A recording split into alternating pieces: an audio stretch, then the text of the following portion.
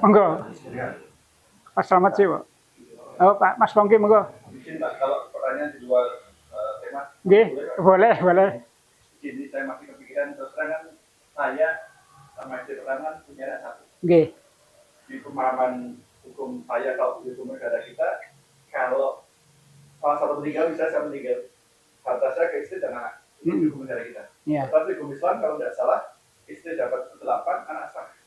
Sementara sisanya itu bocor.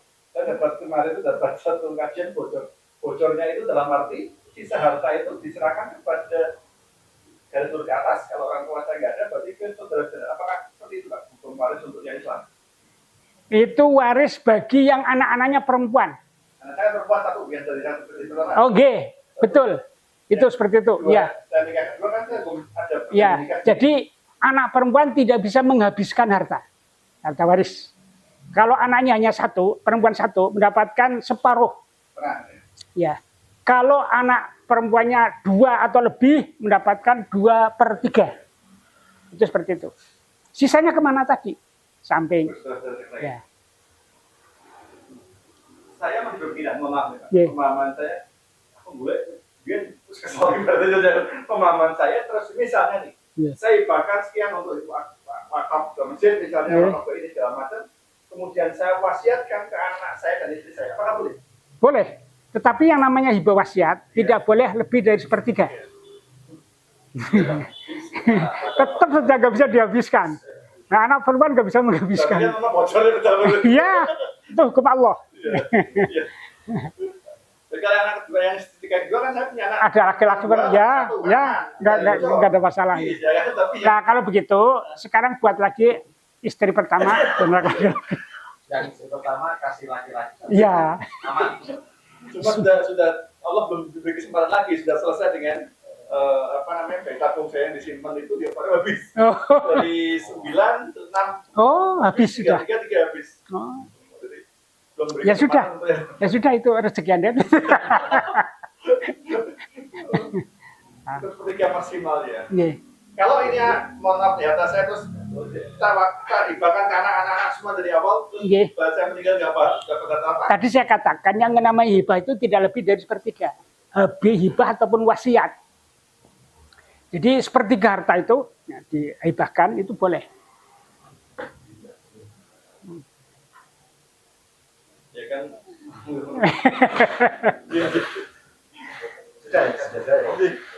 Monggo kali di. Silakan mengambil. Ya pertanyaannya hampir sama. Tadi informasi dan saya tidak salah kata-kata bahwa bagi laki-laki yang mengajarkan istrinya tidak boleh meminta kembali barang-barang yang telah diberikan. Tidak boleh apa? Barang-barang yang telah diberikan. Oh, diberikan, nggih. Apakah pemahaman ini dalam ini adalah mahar? Nggih. Kemudian kaitannya dengan tadi sudah ditanyakan panjang lebar ya. Bagaimana orang bercerai dengan harta gono gininya. Terus ini hanya pertanyaan dengan kata-kata menceraikan dan bercerai. Apakah itu sama pemahamannya? Kalau menurut pemahaman saya menceraikan itu aktif ya. Akhirnya kamu sudah cerai. Tapi kalau bercerai itu kan barangkali untuk pemahaman saya dua belahnya sepakat untuk berpisah gitu loh. Apakah demikian, Pak? Terima kasih. Ya. Jadi yang memang yang punya hak cerai itu kan laki-laki, Pak. Baik itu sepakat ataupun. Jadi pakai istilah kata menceraikan. Tidak bercerai. Ya itu kan tinggal penggunaan, Pak, penggunaan bahasanya. Jadi yang aktif adalah laki-laki. Istilah rapak itu apa? Rapak itu kan Pak. Jadi suami yang menikah kan dong nikah kan membaca talak. Apabila saya meninggalkan istri selama 6 bulan berturut-turut dia menafkahi istri itu, benar itu terjadi, itu rapak.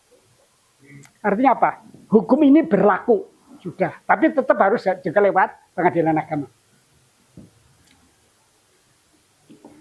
Karena kalau hukum agama memang kan orang Kementerian Agama, Pak. Jadi semuanya dari diri kita. Tapi di hidup sekarang kan kita harus demi kemaslahatan itu ya tetap kita harus lewat pengadilan. Sehingga ada bukti, kalaupun kita akan nikah lagi, ada bukti bahwa, atau istri yang menikah lagi, ada bukti bahwa dia sudah dicerai. Malih. Saya kira sekian dulu ya, nomor 3 untuk pengajian yang datang. Mama. Tinggal walam tamas safarjah memegang kemaluan. Yang tadi keluar dari depan maupun belakang ada kelihatan Yeah. jadi kalau utuh daripada usus itu yang paling keluar itu namanya anulus dentalis. Paling luar itu paling bawah. Ya, paling bawah. Yeah. Jadi itu sebagai patungan Yeah. untuk usus yang keluar. Yeah. Jadi kalau proses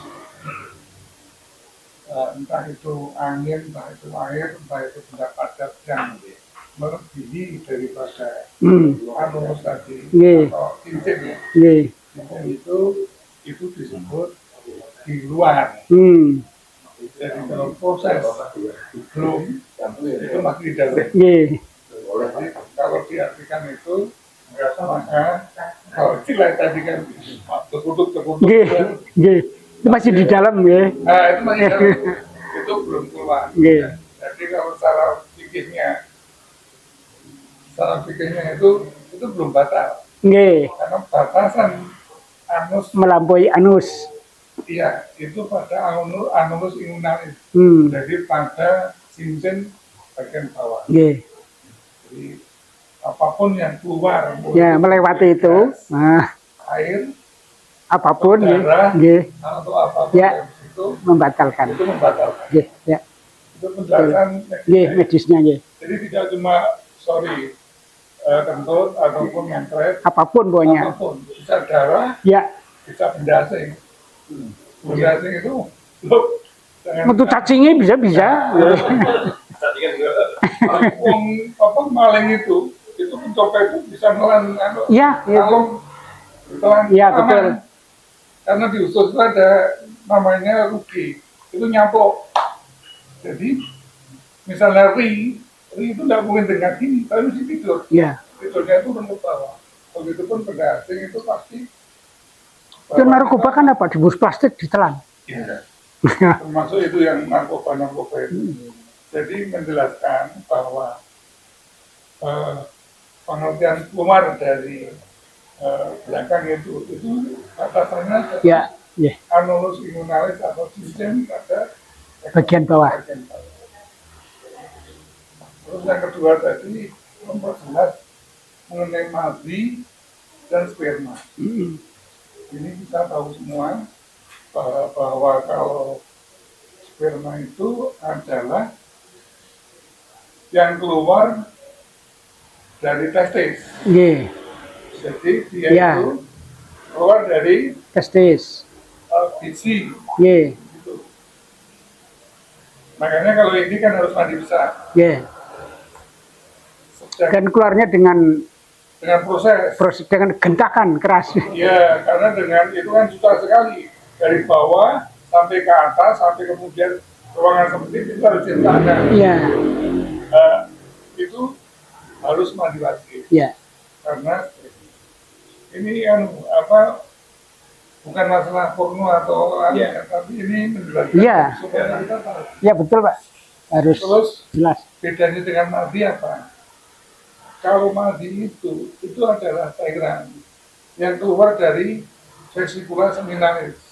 Vesicula seminalis adalah kelenjar, bukan kelenjar testis, tapi dia itu kelenjar cairan yang di sebelahnya daripada kandung kemih. Jadi dari atas ya. Dan itu bentuknya cair. Di atas kandung kemih. Ya. Jadi kalau itu tadi dimendikake cuma dibasuh pada alat kemaluan dan tidak perlu mandi besar. Itu artinya bahwa di situ tidak najis besar ya. Tidak, hadas, tidak menimbulkan hadas besar. Hadas besar kan berbeda. Makanya kalau kalau kita hanya sekedar keluar itu tair, so ini harus di dalamnya dihayati. Itu belum perlu mandi wajib, karena itu sebenarnya bukan daripada spesial. Ya. Ini dan itu kadang-kadang kan juga sering mengikuti kencing, Pak. Kencing kadang-kadang habis kencing keluar itunya. Ya. Bisa. Jadi kadang-kadang kita membayangkan tegang lah, tegang. Itu keluar. Mandi. Nah, itu bisa bisa membatalkan wudu, ya. Tapi tidak harus mandi besar. Ya. Berbeda dengan keluar sperma, itu harus mandi besar. Itu aja. Lebih menjelaskan. Betul, terus. Kan beda nih, beda sekali. Dan ini ditunjukkan oleh Aisyah bahwa sperma itu tidak najis adalah kain bekas dipakai Rasulullah. Ada spermanya di kain sampai kering. Nah, Rasulullah minta hanya dikerik saja, Pak. Pakai kuku itu. Ini tidak harus dicuci. Menunjukkan bahwa madi ini tidak najis. Apa mani itu tidak najis. Ini memperjelas gitu. Bahwa agama kita itu sangat detail sekali. Dan menjaga kebersihan orang yang detail. Tadi ada istilah pada saat haid itu tidak boleh didekati. Selain taruhuna atayat hurna sampai kamu suci. Itu maknanya pada saat haid itu di situ banyak kuman, dan ya karena banyak kuman ya kotor. Ya. Makanya agama melarang. Padahal Rasulullah orang ngerti ilmu kesehatan, Pak. Tapi Allah langsung ya. Ini reasoningnya ya. Barangkali ada penjelasan yang lebih dari ilmiah dari ini. Mengandung apa, bagaimana, sehingga kita tidak boleh mendekati. Itu luar biasa kalau dikaji di dalam ilmu kedokteran. Tapi yang jelas bahwa di situ banyak kuman. Makanya kita tidak boleh mendekati. Jadi semakin kita belajar agama, semakin belajar tentang fikih, tentang apapun, kita tambah yakin apa yang kita pelajari itu sangat bermanfaat. Itu aja. Manfaat dari sisi kesehatan juga. Jadi inilah yang kita senantiasa ingin belajar. Jadi misalnya ada wudu kok kiri terus apa ini lebih baik kalau ambyur itu dikurni dengan banyu, tetap lebih baik wudu seperti biasa. Jadi wudu itu bukan urusan marem atau tidak marem. Marem kan jo urusan pribadi. So itu loh.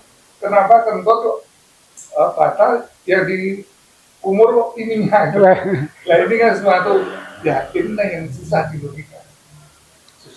Jadi ada yang diimani, tapi ada juga yang dirasional. Kemarin disampaikan pada Pak Jum. Ketika Pak Jum masih Kristen dulu, mengatakan begitu, Pak. Wong Islam dia lucu. Sing ngentut silite kok sing diraupi raine. Saya ngomong, Pak sampean ngentut ngarep kedut sing isin raine apa silite? Yang malu kan wajahnya. Yang berubah merah itu wajahnya bukan silite.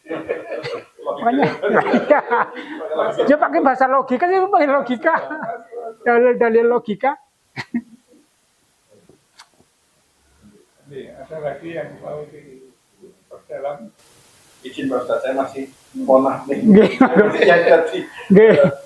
Allah pasti memberikan keputusan bahwa hartanya seorang laki-laki yang meninggal ke saudara pasti ada hikmah dari saya masih pemahamannya nanti misalnya harta saya kesakan tadi dan adik saya itu nanti bisa menjaga anak saya itu atau gimana? Saya masih yakin sedikit. Yang pertama itu karena memang perempuan kan tidak wajib menafkahi, sehingga mendapat bagian cuma sedikit. Nah, yang kedua, tentu saja tadi hubungan silaturahmi itu memang harus dijaga. Makanya, kalaupun punya anak laki-laki, anak perempuan, Al-Quran memerintahkan ketika kita membagi waris dan ada saudara yang datang, itu harus diberi, Pak. Waktu pemberinya tidak ada bacaan seberapa, tapi harus diberi. Ini Al-Quran, Pak. Ya, jadi orang kena sedulur toko melu-melu rubung misalnya lagi bagi waris kok terus baline rendah apa-apa itu. Lagi aneh wedok tok siji. Ya kayak jenengan. Kalau dikandake tidak bisa menghabiskan harta. Oh, jadi sini anu kan cuma 2/3 maksimal. Separuh, kalau hanya 1 separuh. Separuh. Yang separuh ke kalau bapak jenengan masih ada, kalau enggak ke samping saudara-saudara jenengan. Kalau yang meninggal, kan itu hukum kita itu kalau di negara kita separuh istri separuh anak. Kita di negara kita seperti itu, tapi di Islam maka istri saya kan punya tolong dipastikan dari awal. oh iya, dia mau pertakaran pondoknya kasusnya sama. pemahaman saya itu ada sampai itu kan cuma satu, nanti kayak separuh yang tidak. Itu tadi ke samping, Pak. Samping kanan, samping kiri. Iya. Adik-adik kita, kakak kita, Pak. Itu mah sampai sekarang sana itu belum selesai. Dan saya sering kali menyikapi hal ini, Pak. Jadi suami istri ada yang di kasus saya juga meninggal, keluarganya nggak ngurus kabeh. Suami istri nikah, alhamdulillah nih usahanya bangkrut, jadi payah luar biasa. Ini kaya meninggal suaminya yang ngurusin itu, keluarga enggak. Ini datang ribut warisan, rame sampai ke mereka bapak pengacara atau saya bapak pengacara rame itu kan. Ujung-ujungnya di pengadilan agama, ya haknya dia hanya seperempat. Seperempat. Iya. Wah, kakak tadi dia tuh ributnya harta semua. Saya pikir lagi kok urusannya kok dunia gue capek. Tidak urusan keluarga, tapi ributnya setelah itu. Ini makanya saya bocor lagi satu bahasa Ustaz itu bocor. Lebih baik tambah lagi anak. Aku saja punya anak. Sampai istri satu. Tapi niatnya bocor loro ki kuwi. Tapi beda karena pemahaman di hukum Islam saya waktu nikah. Di waktu nikah itu saya diperjanjikan dari awal harta saya bersama istri saya serahkan sama istri dan anak saya, Pak. Di perusahaan pengajar serahkan istri dan anak saya. Saya mau. Saya kemudian istri kedua, saya mendapatkan harta lagi. Saya persiapkan ke anak-anak saya, 3 orang anak saya siapkan dari awal. Biar besok dari ibu. Ternyata yang pertama ini kalau saya Allah manggil saya bocor. Langsung kakak adik semua adik saya. Karena kan Dia cuma dapat separuh. iya, saya separuh, istrinya. Istri yang sisanya ke adik-adik kita. Nah mungkin pemahaman saya kalau Allah misalnya istri saya nikah lagi senang sih berduanya Makanya kan begini ya. Jadi ini memang kadang-kadang begini yang terjadi. Itu kita membagi waris itu ketika yang mati suami. Padahal ketika istri meninggal dulu itu pun mesti harus dimiliki waris. Karena tadi bagiannya nanti kena pada saudara-saudara istri. Kalau meninggal dunia jenengan, saudara-saudara jenengan. Nah itu. Nah itu kakek 2/3. Berapapun. 5 2/3. 6 2/3. Tetap 1/3 untuk kanan kiri atas. Iya. bocor Pak.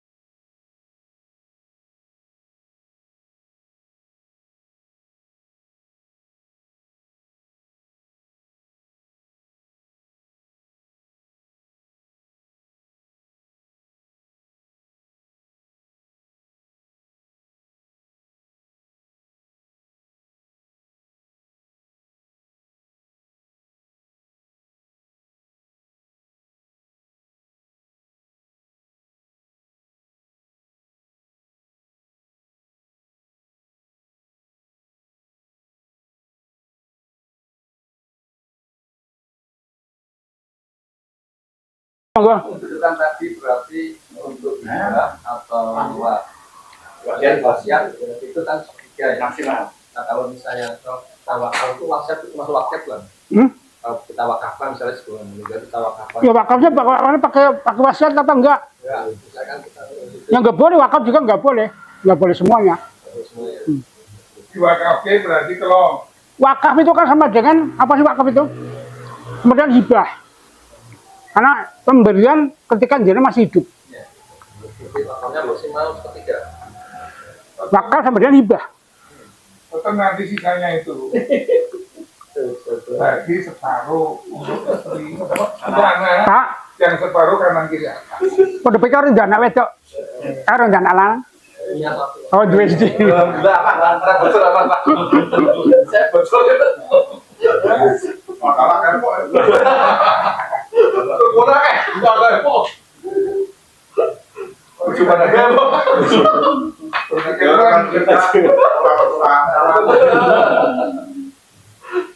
Ya itu berpikir ulang itu. Lah sedulure selama ini kalau Ada yang kita.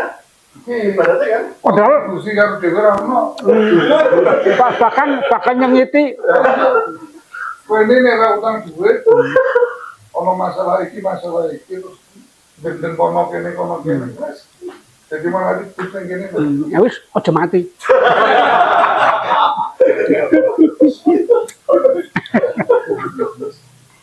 Nah itu betul itu. Masalah pemilik apa punya harta ya.